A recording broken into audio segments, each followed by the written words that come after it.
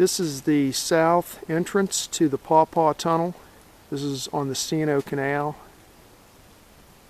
Up there's the mountain that this tunnel goes through.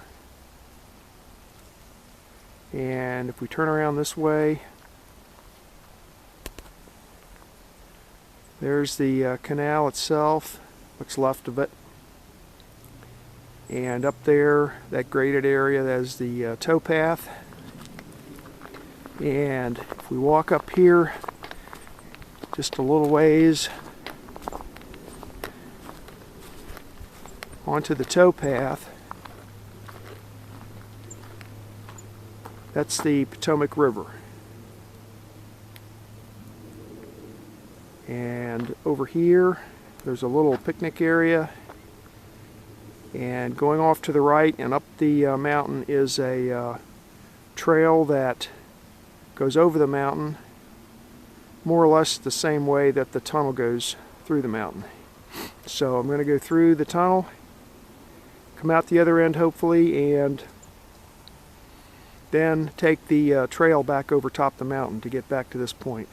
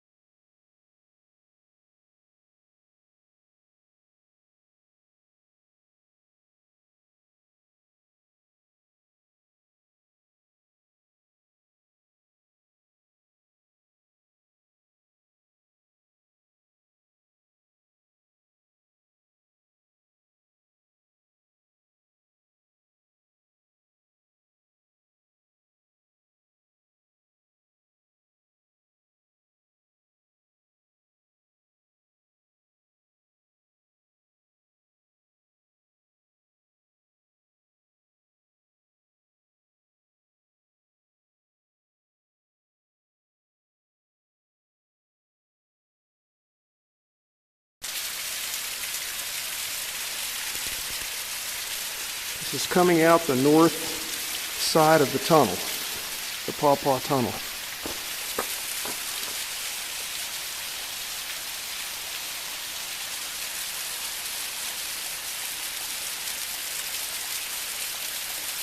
There's quite a bit of ice on this side of the tunnel here. It's not getting the direct sunlight.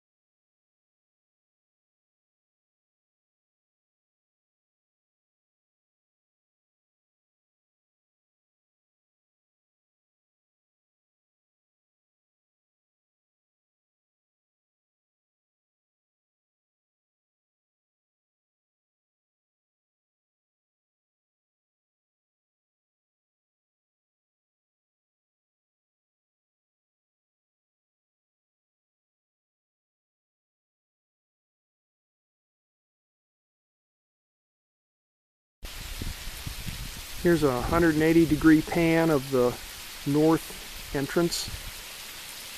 Here's the entrance.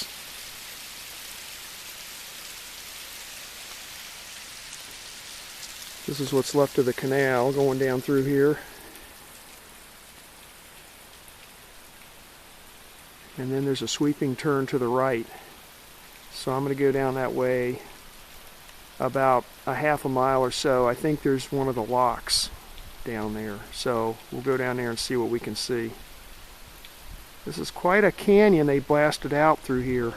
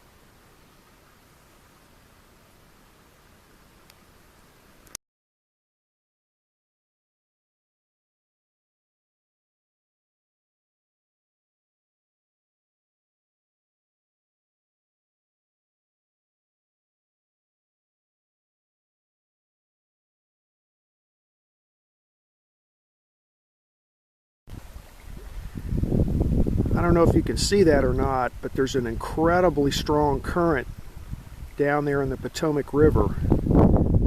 That's a little island there, and that's upstream. As the water comes down through here and it hits that island, it's splitting into two streams. And the one on this side is really churning up quite a current. There's a little closer down to the edge of the water here. That's looking downstream.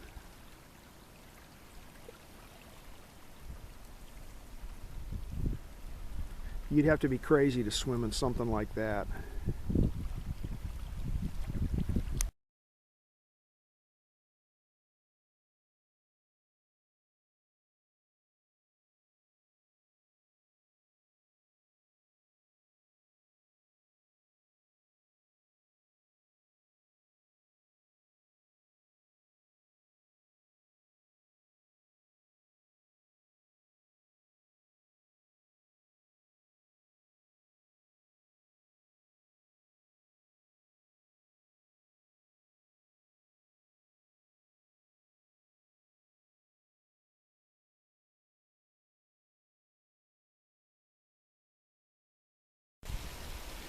I'm out of breath on account of climbing up top of this mountain on this trail. This is the northern entrance to the Paw Paw Tunnel. This is where I came from, up the Paw Paw Tunnel trail. This is the mountain we're sort of at the top of, and this is where we're heading to get back to the south end of the tunnel and back to the north end of the tunnel.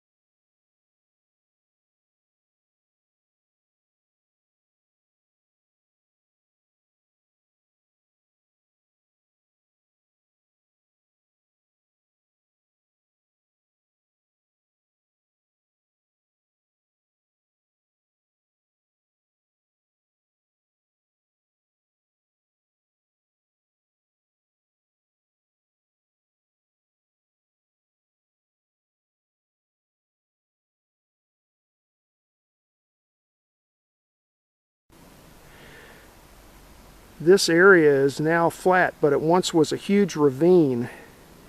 It got filled in by 200,000 cubic yards of shale that the tunnel workers dug out of the tunnel and lifted up through a series of vertical shafts up here on top of the mountain above the tunnel. If you look this way, you can see what it looked like, the ravine here. And there's a little access road right there, which is now a trail that I'm walking on. But there's the ravine, and here's the beginning of the fill right there. And it comes up, there's the little sign, and this whole area through here, over there is where they lived, and over this way is where a schoolhouse was, and then there's the rest of the mountain up there. So this whole area here was filled in. Just an enormous amount of material was piled up here and leveled off.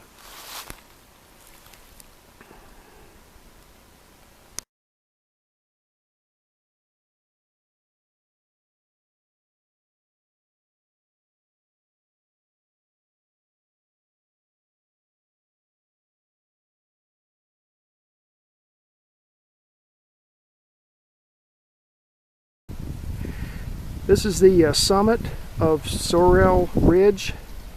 This is the high point of the trail here. We're about 450 feet above the level of the canal. And if you look back this way to the north over there, on the other side, the canal is down in the valley down there. And that ridge line on the other side and further on north is 46,000 acres of a forest known as Green Ridge State Forest. It's the second largest state forest in Maryland. And it stretches from here on up north towards the Mason-Dixon line.